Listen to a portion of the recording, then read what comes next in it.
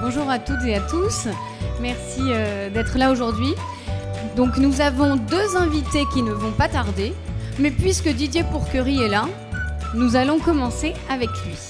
Je suis Amélie Cordonnier, je suis ravie de poser ma casquette d'autrice et de coiffer celle de journaliste pour animer cette rencontre. Alors autour des 3 livres, pour le moment avec Didier Pourquerie, donc c'est un peu les joies de l'improvisation, n'est-ce pas? Donc nous allons commencer, Didier, ensemble. Le général de Gaulle traverse votre 12e livre. Alors je disais à vous aussi, parce que j'étais censée vous avoir raconté d'abord, mais je le ferai tout à l'heure, que le général de Gaulle traverse le livre de Jean-Luc Barré et aussi celui de Michel Cotta. Mais le général de Gaulle, Didier, n'est pas le héros de votre roman, car dans Une histoire des 30 Glorieuses, paru chez Grasset, le journaliste que vous êtes, comme Michel Cotta, qui va arriver tout à l'heure, mais c'est pas dans ceux de son père Christian. Il a 16 ans, en 1947, quand De Gaulle vient à Bordeaux et que Chabandelmas est élu pour la première fois au fauteuil de maire, qu'il gardera presque un demi-siècle. Ça, c'était pour faire le lien avec tout ce qu'on aurait dit avant, mais on le dit quand même, c'est pas grave. C'est très émouvant pour nous, lecteurs, de découvrir cet homme qui n'a pas connu votre fille, à qui vous avez consacré en 2016 un livre, L'été d'Agathe. Je ne sais pas si vous aviez lu ce livre de Didier Pourquerie. Moi, je l'avais lu et il m'avait beaucoup ému. Vous y racontez ses 23 ans de combat contre la mucoviscidose. Moi, il m'avait secoué et je suis sûre que je ne suis pas la seule dans cette salle si d'autres l'ont lu. Vous connaissez... Alors, du coup, pardon, Didier, je retourne. Maintenant que ma petite présentation est faite, je passe les questions de nos amis qui ne sont pas encore là.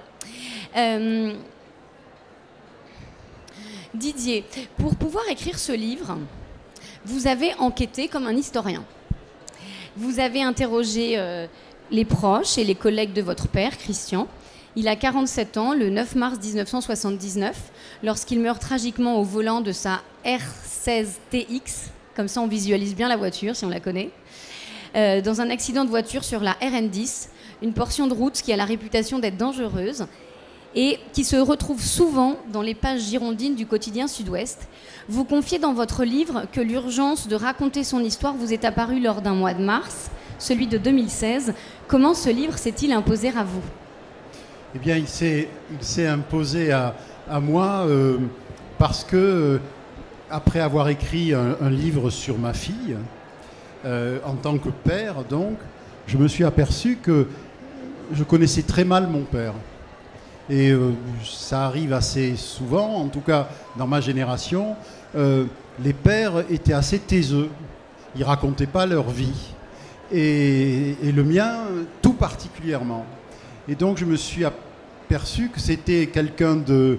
En plus que je voyais surtout le week-end parce qu'il travaillait loin, il travaillait à Paris, etc. Et donc je me suis dit, et si je faisais une enquête à la fois sur lui et sur son époque, c'est-à-dire sur ses... il a commencé à être apprenti en 1945 et il a suivi la croissance économique des 30 Glorieuses pour faire une assez belle carrière. Il a fini chef d'entreprise, etc. Donc, je me suis concentré sur à la fois des recherches sur lui et puis des recherches sur quelque chose que je connais bien. Moi, au départ, je suis économiste, qui est cette période à la fois unique dans l'histoire, qui s'appelle les 30 Glorieuses, inédite et qui ne s'est jamais reproduite. C'est-à-dire ces 30 Glorieuses dans la vie française, c'est quelque chose qui est unique. Donc j'ai suivi les pas de mon père à travers cette époque. Et donc c'est, si l'on veut, une histoire dans l'histoire. Merci Didier Pourquerie. Bonjour Michel Cotta, bonjour Jean-Luc Barré. On s'est permis de commencer Parce que j'ai plein de questions, j'ai 5 pages de questions et nous serons chassés de toute façon à l'heure pile. Pardonnez-nous d'avoir commencé. Mais du coup, voilà, on continue à dire que c'est les joies de l'improvisation, donc je reviens au début. Michel Cotta, on le sait, vous êtes journaliste. Vous êtes une des grandes figures de la presse et des médias de la Ve République, si bien que c'est votre Ve République que vous racontez, que vous croquez, que vous analysez, avec un plaisir communicatif, je dois dire, dans ce 19e livre intitulé « Ma cinquième », paru chez Bouquin le 5 octobre dernier. Je trouve qu'il y a quelque chose d'exaltant à traverser ces années importantes pour la France à vos côtés, de vivre toutes vos premières fois de journaliste, de rencontrer les grands hommes politiques que vous avez côtoyés, donc De Gaulle, qui est notre fil rouge aujourd'hui, Georges Pompidou, François Mitterrand, Valéry Giscard d'Estaing, mais aussi ces quelques femmes qui ont ouvert la voie, j'allais quand même pas citer que des hommes, non, Simone Veil ou encore Françoise Giroud, avec qui vous avez travaillé à l'Express. À la fin de ce livre, Michel Cotta, vous remerciez votre éditeur, Jean-Luc Barré. Et ce qui est formidable, c'est un peu la magie des rencontres, c'est que Jean-Luc Barré est ici présent. Et c'est lui qui vous a convaincu de vous lancer dans ce que vous appelez cette aventure, mi-souvenir, mi-histoire, qui n'est pas terminée. Donc Jean-Luc Barré, c'est quand même pas si fréquent d'avoir une autrice et son éditeur sur le même plateau quand l'éditeur vient lui-même parler de son livre. C'est très heureux, surtout lorsqu'il est historien. Et donc vous signez un livre paru chez Grasset, intitulé « L'homme de personne », qui vient en outre de remporter le prix Renaudot Essai. Bravo. Vous vous intéressez depuis longtemps au général de Gaulle. Ce livre, c'est le premier tome d'une trilogie, une somme, devrais-je dire, si vous êtes d'accord. Plus de 980 pages, en comptant les notes. J'avais envie de dire, j'espère que vous le prendrez pas mal, qui se dévore comme une série Netflix. Une bonne série Netflix. Ne soyez pas intimidés par l'épaisseur du livre, parce que vraiment, ce livre vous emporte, je peux en témoigner. Ce premier tome, il débute l'année de la naissance du général, en 1890, et il s'arrête en 1944, année où il constitue le gouvernement d'unité nationale dont il prend la présidence, quand l'homme de personne est devenu le premier des Français. J'ai assez parlé. Maintenant, première question pour vous, Michel Cotta, si vous le voulez bien, à vous l'honneur. C'est un point commun avec Didier Pourquerie. Bah, du coup, vous avez loupé la présentation du livre de Didier, mais c'est pas grave. L'ombre de votre père plane sur votre livre. Vous le lui dédiez d'ailleurs. C'est grâce à votre père, résistant de la première heure dans le sud-est et maire socialiste de Nice, que vous êtes tombé dans le chaudron de la politique. Il s'ouvre votre livre en pleine guerre d'Algérie, sur la chute de la 4e République et la naissance de la 5e, à laquelle vous assistez en direct. C'est ce mot-là que vous avez choisi, en direct, pour le dire. Et ce soir du 13 mai 58, il est à peine à plus de 21h à Paris. Vous avez 21 ans, je me suis dit, presque, j'ai vu que ça pouvait presque être votre cadeau d'anniversaire. Et donc, racontez-nous ce à quoi vous avez assisté, parce que j'ai bien trop parlé. Vous êtes installé tout en haut du second étage de la tribune des journalistes de l'Assemblée nationale. Et donc, à quoi assistez-vous d'historique ? C'est effectivement une période capitale quand on a la chance journalistique, je ne veux pas dire la chance de citoyenne, d'assister à la chute d'une république, c'est quand même... et une chute presque... Elle était programmée déjà, la 4e République, ça ne marchait pas très bien, mais enfin, en réalité, la 4e République est sortie de la guerre en 1944 et a pas mal reconstruit la France de 1944 en 1958. C'est-à-dire qu'on est souvent très injuste avec la 4e République, mais elle est simplement éphémère, un peu hétérodoxe. Les présidents de conseil ne durent jamais plus de 2-3 mois, non, 6 mois, et les ministres encore moins. Donc on sent bien que la situation est intenable. Et c'est sur ces entrefaites qu'à Alger, un commando militaire, très largement suivi par des hommes publics, comme Chaban-Delmas au nom du général de Gaulle ou par Delbecq, etc. À ce moment-là, il y a une éruption de la guerre d'Algérie et une révolte dans une colonie, enfin dans un département français, parce que c'est quand même un département français. Et là, on voit, je suis donc à l'Assemblée nationale, il est 8h du soir, les orateurs prennent la parole comme si de rien n'était. Et nous, les journalistes, nous savons bien qu'en réalité, il se passe quelque chose de très important à Alger. Il y a d'abord une première réaction où l'Assemblée, les ministres, etc. ne veulent pas en parler. Et puis à un moment donné, il y a un député qui se lève, qui est un mendésiste à l'époque, qui se lève et qui dit « Mais de quoi parlons-nous? De quoi parlons-nous » En Alger, tout se délite, le pouvoir militaire prend le contrôle des choses et vous ne dites rien. Alors évidemment, après une telle admonestation, tout le monde s'aperçoit que le pouvoir militaire a l'intention de conquérir le pouvoir tout court. Et ça, c'est une nuit absolument formidable. Les gens sont affolés. Les ministres et le président du Conseil sont affolés aussi. Et ça se voit. Je veux dire, ils sont à la tribune, mais ils sont décomposés. Et au long de la semaine, on s'aperçoit que le général de Gaulle, qui était sur son compte à soi, qui se disait, si ça marche, s'il me demande, je serai là. S'il ne me demande pas, je n'aurais rien fait pour avoir l'air de conquérir le pouvoir. Et donc, il a laissé des gens comme Chaban, comme Léon Delbecq, manœuvrer et dire sans arrêt, mais la seule solution, il n'y en a pas deux, la seule solution, c'est De Gaulle. Et puis, tout le monde résiste, on voit très bien que la 4e République résiste, et puis finalement résiste moins. Et puis finalement, le président de la République, qui est René Coty, se dit maintenant, il faut en sortir. Et avec une fermeté dont il n'a jamais fait preuve, fait appel au général de Gaulle. Merci Michel Cotta. Jean-Luc Marais, est-ce qu'on trouvera ce moment historique que raconte Michel Cotta dans le 2e tome de votre trilogie? Donc vous avez déjà prévu le titre, le premier des Français, puisque c'est 44-58, ou est-ce que dans le 3e qui s'intitule le dernier souverain et qui couvre la période 58-70? C'est la question que je me suis posée. Bah oui, je ne vois pas comment je pourrais ne pas raconter le retour au pouvoir du général de Gaulle. J'imagine bien que vous allez raconter, mais c'est dans lequel alors, puisque la date est Ce sera dans le deuxième volume. C'est la conclusion du 2e volume. Vous connaissez De Gaulle comme personne, et vous avez souvent entendu les gens s'exclamer, vous racontez ça dans votre livre, ça m'amuse beaucoup au début, encore De Gaulle, car vous avez coédité avec Jean-Louis Crémieux-Billac les Mémoires du Général dans la Pléiade en 2000. Vous avez ensuite publié Devenir De Gaulle en 2003 chez Perrin. Puis l'intégralité de ces lettres, ces notes et ces carnets en 2010 chez Bouquin. Pourquoi vous relancez dans cette trilogie, 50 ans après la disparition du général? Je me demandais qu'est-ce qui vous fascine autant chez celui que vous qualifiez d'idole désormais intouchable? Non, c'est pas précisément, c'est parce que c'est pas une idole intouchable que j'ai fait ce livre. Le pire des services qu'on peut rendre au général de Gaulle, c'est de le mythifier de telle manière qu'on ne puisse pas débattre autour de ce qu'il a fait, de ce qu'il a pensé, qu'on l'enferme comme ça dans un mausolée où tout le monde peut se servir d'ailleurs, oui. La droite, la gauche, l'extrême droite, l'extrême gauche, se réfère à De Gaulle sans savoir de quoi on parle. Bon.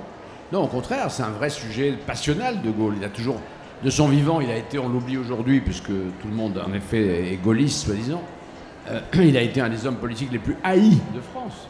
On a essayé de le tuer. Enfin, il y a eu des attentats contre lui. C'est pas non plus un sujet complètement... Il rêvait d'unité nationale. Il a souvent réussi à incarner l'unité.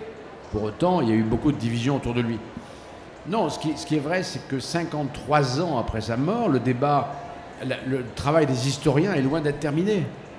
Et ce qui me frappe quand on me dit encore De Gaulle, j'ai l'impression qu'on a déjà tout lu sur lui, comme si on en savait assez par peur d'en savoir trop.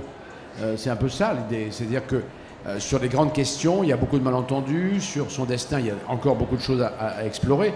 Moi, j'ai eu la chance d'accéder à ses archives personnelles auxquelles personne n'avait accédé avant moi, grâce à l'amiral de Gaulle d'ailleurs, et donc j'ai vu à quel point, sur tous les sujets, il y avait encore beaucoup de choses à préciser, des éléments nouveaux à apporter. Donc que le travail sur De Gaulle, le travail de mémoire, de recherche, est en cours. D'ailleurs, c'est intéressant. Sur Napoléon, on écrit encore des livres sur Napoléon. Oui. Donc, bah... Et c'est intéressant, Jean-Luc Marais, parce qu'au début du livre, où justement vous expliquez comment vous avez travaillé, vous faites part d'un paradoxe selon lequel, alors même qu'il existe un flot de publications intéressables sur De Gaulle, on trouve peu de biographies françaises et étrangères au sujet de cet homme, de personnes à qui l'on connaît par ailleurs peu d'amis et de proches, d'ailleurs, comme vous le dites dans le livre. Comment est-ce qu'on explique ce paradoxe? Parce que, je vais vous dire, je travaille depuis 20 ans sur lui. Donc j'ai travaillé sur ses mémoires, j'ai travaillé sur un premier livre, etc. J'ai accumulé de la matière pendant une dizaine d'années. Et l'idée même de se dire, je vais me lancer dans une biographie du général de Gaulle, c'est tellement vertigineux qu'on hésite longtemps. Ouais, je comprends. Voilà, et on sait que ça va vous prendre un certain nombre de soirées, de journées, de week-ends, et en même temps c'est passionnant. Mais je le compare ça à une escalade un peu de l'Himalaya. Je me dis, moi je n'ai jamais escaladé l'Himalaya, rassurez-vous, mais je me dis que si j'escaladais l'Himalaya, il faudrait que je m'organise, que je prenne du temps et que surtout je ne regarde jamais le sommet, avec l'idée que jamais je l'atteindrai. Donc c'est un peu ça, c'est vertigineux. Il y a eu en fait, parmi les lieux communs à propos de Gaulle, il y a l'idée qu'il y a eu beaucoup de livres sur lui. En réalité, il y a eu en France, avec ma biographie, 3 biographies. Celle de Jean Lacouture en 83-84, donc il y a 40 ans. Celle d'Éric Roussel en 2002, il y a 21 ans. Et celle d'un Anglais qui s'appelle Monsieur Jackson, qui est pour moi très anecdotique et qui est d'abord, ne serait-ce que parce que...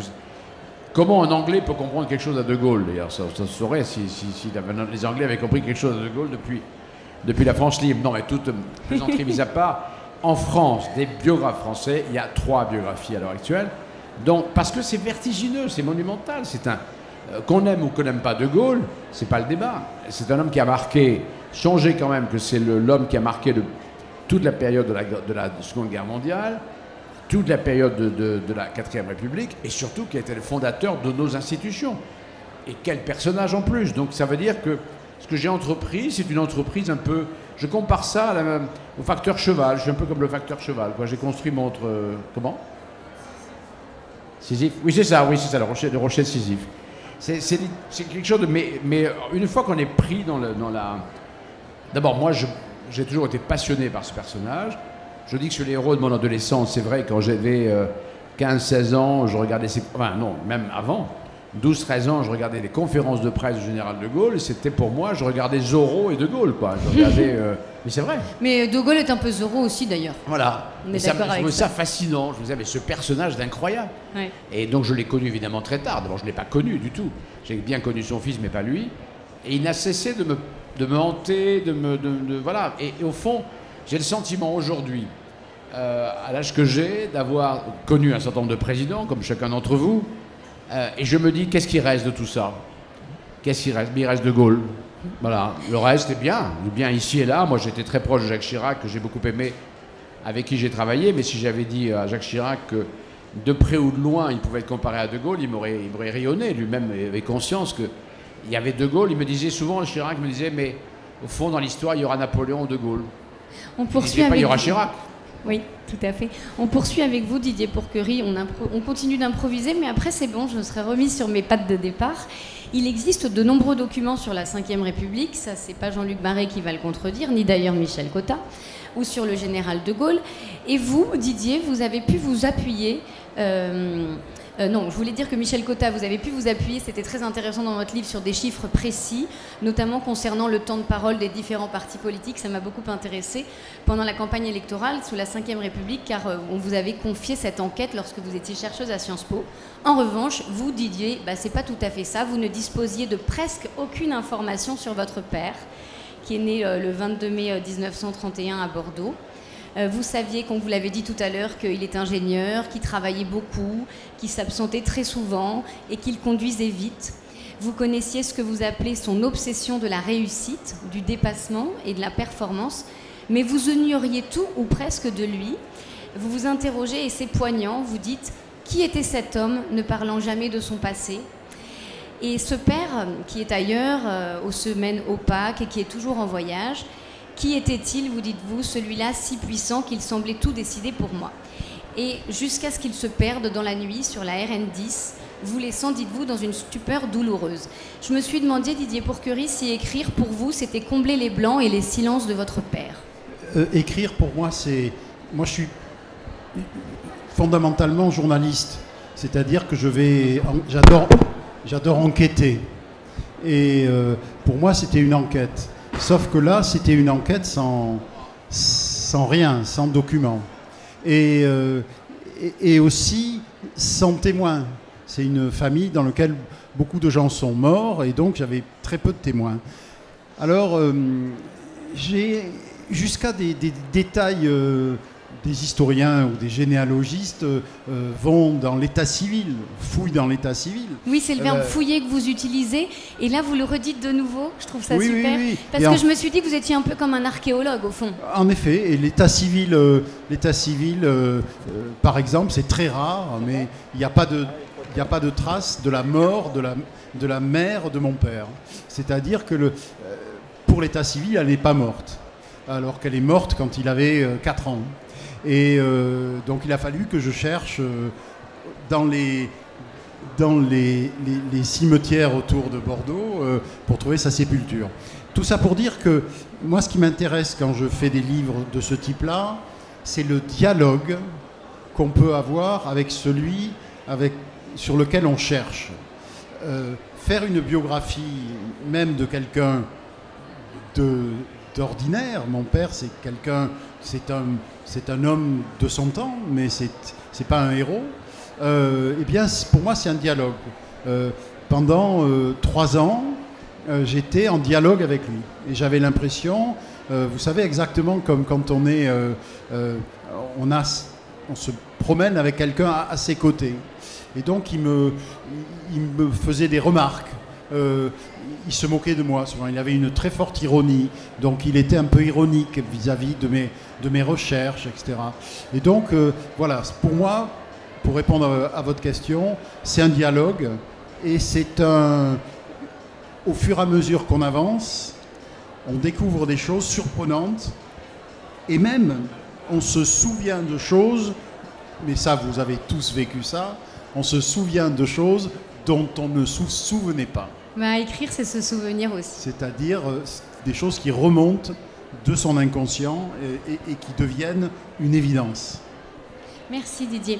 Alors pour vous, Michel Cotta, je me suis fait la remarque en préparant cette rencontre, je me suis dit que le défi était en quelque sorte l'inverse de celui de Didier Pourquerie. J'ai l'impression qu'il s'agissait de puiser parmi la multitude de vos souvenirs pour raconter cette 5e République.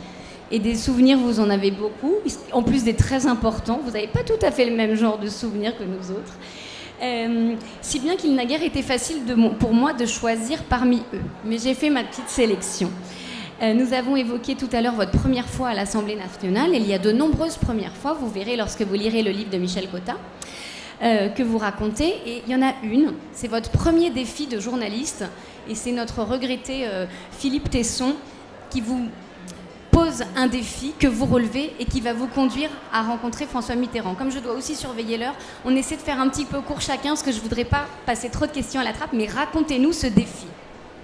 C'était assez, à la fois un défi qu'on accepte quand on a 20 ans, 21 ans, parce qu'après tout, on sait que c'est très difficile et qu'il vaut mieux les éviter. Donc, je rappelle le contexte. François Mitterrand affronte un attentat dans les années 59, tout de suite après l'arrivée du général de Gaulle au pouvoir, à laquelle il s'est opposé. Il y a un attentat, on lui tire dessus dans les jardins de l'Observatoire, et donc le lendemain, il dit à tout le monde, je ne comprends pas, la guerre civile s'installe en France, et il apparaît en quelque sorte comme le premier des adversaires du général de Gaulle. Et puis 8 jours après, une espèce d'homme bizarre dit c'est complètement monté, je l'ai monté avec François Mitterrand, et il voulait apparaître comme le premier adversaire et donc jouer un rôle politique, mais voilà comment c'était fait. Et d'ailleurs, l'itinéraire suivi par la voiture de François Mitterrand lorsque je l'ai attaqué, je le connaissais bel et bien, et d'ailleurs je l'ai déposé chez un huissier pour preuve que tout ça était truqué. Alors c'est un coup terrible pour Mitterrand. On demande sa déchéance de son indemnité, de son état de parlementaire. Il est sénateur à l'époque. Bref, c'est une affaire considérable. Et voilà le moment du défi que Philippe Tesson vous pose. Je demande à Philippe Tesson, qui était un patron de presse que j'adorais. Je lui dis, écoute, voilà, je voudrais écrire un premier papier quand même, qu'est-ce que je peux faire? Et pour se débarrasser de moi, il me dit, écoute, essaye d'aller faire raconter son histoire à Mitterrand. C'était pas commode, il disait pas un mot. On se retrouve à l'abbaye de Royaumont, où il y avait un colloque avec beaucoup d'hommes politiques. Et Mitterrand, comme toujours, arrive en retard. Et arrivant en retard, il s'installe au bout de la salle, au bout de la table. Et au bout de la table, il y avait effectivement moi qui n'avais aucune qualité pour être là. Parce que mais ça tombait parfaitement bien. Le hasard fait parfois bien les choses. Et effectivement, on a parlé de l'Observatoire et j'ai trouvé un homme complètement abattu. C'était pourtant 6 mois plus tard. Complètement abattu, se demandant s'il allait un jour sortir de cette phase-là, et commençant à me raconter comment il avait été l'objet. En gros, il se disait, j'ai fait une bêtise quelque part, j'ai sûrement fait quelque chose qui ne marchait pas, mais c'est pas ce qu'on me reproche. Moi, j'étais sûr qu'il y avait que j'étais poursuivi. Dans quel piège est-ce que je suis tombé? Et alors, il réfléchissait beaucoup sur lui-même en disant... pourquoi je suis tombé dans un piège? Je ne suis pas crétin, je suis tombé dans un piège. 2, pourquoi est-ce que j'étais seul ce jour-là? Et en fait, il y avait la tentation de Mitterrand de toujours s'isoler et de toujours n'avoir pas d'amis. Et puis, c'est à partir de ce moment-là qu'il a eu des amis et qu'il ne s'est plus jamais déplacé tout seul. Plus jamais, pour avoir un témoin. Et puis, bon, des années plus tard, on a appris qu'effectivement, c'était une supercherie. Mais sur le moment, il m'a donc raconté plein de choses. J'ai trouvé quelqu'un, mais tellement contraire à l'image que laisse Mitterrand à la fin de sa course, c'est-à-dire complètement démoli, quoi. Démoli. Se demandant s'il allait continuer la politique, me disant je crois que je vais pas... Et confiant tout ça à quelqu'un qu'il ne connaissait pas. Ce qui prouve d'ailleurs entre nous son imprudence. Et donc je suis rentré au journal, et j'avais de quoi faire un papier absolument tonitruant. Et Philippe Tesson me dit alors tu la sors, tu le sors ton papier? J'ai dit, écoute, c'est trop intime, je ne peux pas le sortir. Et il m'a quand même gardé. C'est bien fait. Et surtout, ce qui je trouve très émouvant à la fin, parce que j'ai trouvé ça incroyable, je me dis, quand vous le rencontrez là, si jeune, vous êtes loin de vous imaginer, parce qu'il faut se dire, mesdames et messieurs, que Michel Cotta a eu la chance de monter dans la voiture de François Mitterrand le jour où il a été élu président de la République, et il vous fait monter dans sa voiture pour vous emmener, pour que vous ratiez pas la coupole. On était au moins 8, oui, vous n'étiez pas dans la voiture, c'est quand même assez drôle pour, pour un président de la République. J'adore cette anecdote. Bon, je me dépêche parce que je surveille l'heure. Jean-Luc Barré, l'homme de personne, c'est De Gaulle qui se définissait comme ça. Sur le coup, je me suis dit, il est bien son titre. Je ne sais pas si vous avez trouvé longtemps, mais en tout cas... Non, c'est De Gaulle, c'est pas de moi. Oui, voilà, c'est De Gaulle qui a trouvé votre titre. Pourquoi et comment vous expliquez le paradoxe, c'est encore un deuxième paradoxe que je trouve non dénué d'ironie, selon lequel cette expression, l'homme de personne, figure dans un document de propagande qui vise à faire connaître cet inconnu? D'abord, je voudrais dire une chose avant de répondre à votre question. Je voudrais dire à quel point le témoignage de... Je dis ça pas parce que je suis son éditeur, mais le témoignage de Michel est un document formidable pour comprendre la Ve République. Donc, il faut le dire. Ouais. Il nous manquait ce témoignage-là. Et si vous voulez comprendre les mécanismes, même de ce qui se passe aujourd'hui, enfin, et puis surtout ce portrait incroyable d'une classe politique qu'on ne connaît plus aujourd'hui, où il y avait quand même de très grandes figures. Je ne parle pas seulement de De Gaulle, Mitterrand, Giscard... ils sont tous là, croqués avec beaucoup de talent par Michel, je tiens à le dire. Voilà, l'homme de personne. Enfin, écoutez, les Anglais lui demandent, il est en 40, en août 40, personne ne le connaît vraiment à Londres, personne ne le connaît vraiment en France, et donc les Anglais veulent le faire connaître, et ils mandatent un publiciste, on appellerait ça aujourd'hui un homme de communication, pour le faire connaître. Donc, alors lui disent, mais est-ce que vous pouvez vous présenter ? Alors on peut s'attendre à ce que De Gaulle dise, voilà, je suis général de brigade, 2 étoiles. Non, et pas du tout. Il dit, je ne suis l'homme de personne. Quand même, sur une carte d'identité, c'est un peu étrange. Bon. Il dit, je ne suis l'homme de personne, sauf de la France, de Dieu et de la patrie. Alors ça veut dire aux Anglais, d'abord, je ne suis pas à vous. Hein. Je suis l'homme de personne, je n'appartiens à personne. Ce qui fait que les Anglais ne le prennent pas très bien et que cette fiche-là, cette présentation, ne paraîtra jamais en Angleterre. En fait, ça va faire... c'est un fiasco. Et c'est De Gaulle se chargera de ressortir cette fiche, cet article qui n'a jamais paru en 1941, à un moment où il est en pleine démêlée avec les Anglais. Ce qui est très fort à ce moment-là, c'est que cet homme qui dépend absolument des Anglais, pour tout, qui est d'une sorte de mendiant orgueilleux, qui est un type qui peut pas, il n'a pas d'argent, c'est les Anglais qui financent les troupes, c'est les Anglais qui financent les locaux, les Anglais, sans les Anglais, il n'est rien. Mais ce qui est extraordinaire, il est quelque chose de bien supérieur au bien matériel. Il est le légataire de la France. Il considère que la France qui se bat, c'est lui.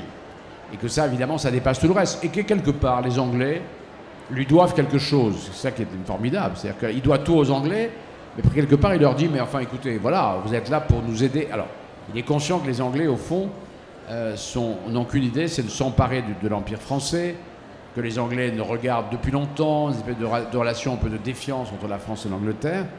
Mais ce qui est proprement génial, c'est pas un mot que j'emploie toujours pour lui, bien sûr, mais parce que ça, je n'ai pas voulu faire une hagiographie, mais ce qui est génial, c'est ce rapport de force qu'il installe tout de suite, lui qui n'a rien, avec des gens qui ont tout.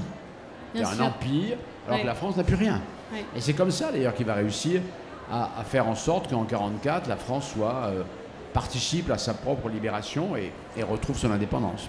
Alors, on ne va pas avoir le temps que je vous pose une question que j'avais beaucoup à cœur sur le fameux appel du 18 juin dont vous parlez, mais ce que je tiens à dire, puis vous le lirez vous-même, c'est que ce qui est super dans votre livre, Jean-Luc Barré, c'est que je trouve qu'on apprend des tas de choses qui n'existent pas dans les manuels de l'éducation nationale ou dans les livres qu'on lit quand on est petit. J'ai appris grâce à vous, merci, mais du coup, on le lira, en fait, le fameux appel du 18 juin, il aurait bien pu ne jamais être diffusé sur les ondes de la BBC. Il avait été retoqué par le cabinet de guerre installé à Londres et sauvé in extremis. Je trouve que c'est fou. Je voulais que vous nous le racontiez, mais du coup, je suis obligée de faire un accéléré. Didier Pourquerie, vous irez le lire, vous. Ce sera encore mieux qu'on vous le raconte. Une dernière question, Didier, avant qu'on se quitte. Ce qui nous rend votre père si proche et si vivant, je trouve que ce qui fait le charme et la force de votre livre, à mon sens, c'est sa double construction. Vous nous racontez la vie de Christian, entre présent et passé, à la troisième personne du singulier, mais aussi à la deuxième. Vous alternez le « il » et le « tu », et vous verrez, c'est très émouvant. Car dans le récit s'intercalent des chapitres où vous interpellez votre père. Et vous nous en avez parlé tout à l'heure. Par exemple... te souviens-tu du médium que j'étais allée voir pour dialoguer avec toi en octobre 83 ? Pourquoi est-ce que vous procédez ainsi, en quelques mots, s'il vous plaît ? C'est juste parce que je trouve qu'il faut rendre... je voulais rendre mon père vivant. C'est réussi dans votre livre. Et je voulais qu'il soit là. Et je voulais qu'il apparaisse pas uniquement comme un archétype de quelqu'un qui suit les 30 Glorieuses et qui soit quelqu'un qui traverse cette période et qui bâtit sa carrière, comme beaucoup de gens l'ont fait. C'est-à-dire que si j'ai décidé de raconter cette histoire, c'est qu'elle est emblématique d'une époque, ce que j'appelle l'époque des possibles. Et aujourd'hui, on a du mal à imaginer une époque où les choses sont possibles. Et donc je voulais à la fois raconter quelqu'un d'emblématique d'une époque où on croyait encore à l'avenir et quand même une personne humaine avec qui j'ai eu des rapports père-fils, quoi. On a le temps, je fais encore une question. J'ai la police du temps qui me stresse, c'est pour ça. Du coup, j'ai le droit d'en poser encore une pour vous, Michel Cotta, c'est super. Je n'en sacrifierai pas trop.